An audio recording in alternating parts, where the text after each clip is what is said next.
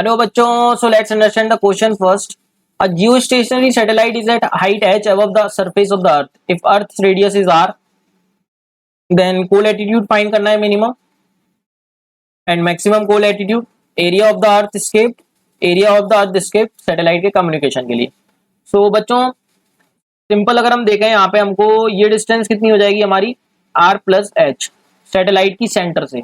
तो सबसे पहले तो उसने कोल एटीट्यूड पूछा है, तो देख लेते हैं बच्चों, ये थीटा एंगल ही कोल एटीट्यूड को रिप्रेजेंट कर रहा है. तो यहाँ पे हम इस ट्राइंगल में साइन थीटा देख सकते हैं, ये परपेंडिकुलर अपॉन बेस होगा तो r upon r plus H.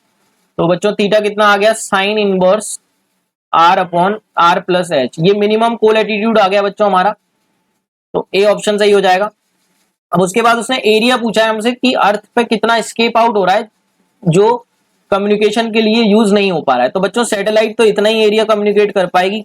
अगर हम देखें इसकी रेंज, सैटेलाइट की अगर हम रेंज देखें तो यहां से सिग्नल यहां जा सकता है और यहां जा सकता है, तो इतनी रेंज ही कवर कर पाएगी, इतनी रेंज. तो इतनी रेंज का एरिया नहीं निकालना है हमको, हमको ये एरिया निकालना है जो बच गया.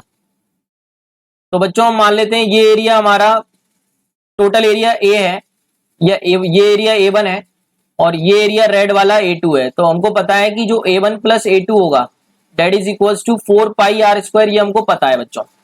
ठीक है, अब हम 4 पाई आर स्क्वायर क्यों, क्योंकि बच्चों 4 pi are square total area होगा स्फेयर का, है ना. अब हमको ए1 फाइंड करना है या ए1 जो स्केप आउट हो गया एरिया कम्युनिकेशन में यूज नहीं हो पा रहा है, जो 4 pi are square minus A2. तो बच्चों ए2 फाइंड कर लें. अब ए2 ये वाला एरिया है, तो ये वाला एरिया कैसे फाइंड करेंगे, सॉलिड एंगल के कॉन्सेप्ट से. तो यहां पर मैं बना रहा हूं इस तरीके से है ये सिचुएशन. ठीक है बच्चों, तो अगर हम 2D में देखेंगे तो ये एंगल हमारा कितना हो जाएगा बच्चों, ये थीटा है 90 है, तो ये एंगल 90 माइनस थीटा होगा, मतलब ये एंगल 90 माइनस थीटा हो गया, तो ये एंगल भी 90 माइनस थीटा होगा. तो बच्चों इसके कॉरस्पॉन्डिंग सॉलिड एंगल निकालते हैं. सॉलिड एंगल का formula 2 pi into 1 minus cos of 2D का angle that is 90 minus theta. तो ये एंगल कितना आ जाएगा बच्चों, 2 pi into 1 minus cos theta को लिख सकते हैं साइन थीटा, तो 1 माइनस साइन थीटा. अब इस सॉलिड एंगल के कॉरस्पॉन्डिंग एरिया कैसे लिखते हैं बच्चों, तो area corresponding to the solid angle का फॉर्मूला क्या होता है हमारे पास, एरिया हम डायरेक्टली लिख लेते हैं, हमारा जो A2 एरिया है that is 2 pi into 1 minus sine theta into are square का मल्टीप्लाई कर देते हैं तो एरिया आ जाता है बच्चों 3D में. तो A2 आ गया है बच्चों, A1 निकाल लेंगे हम. A1 कितना आ जाएगा, 4 pi are square minus 2 pi into 1 minus sine theta into are square.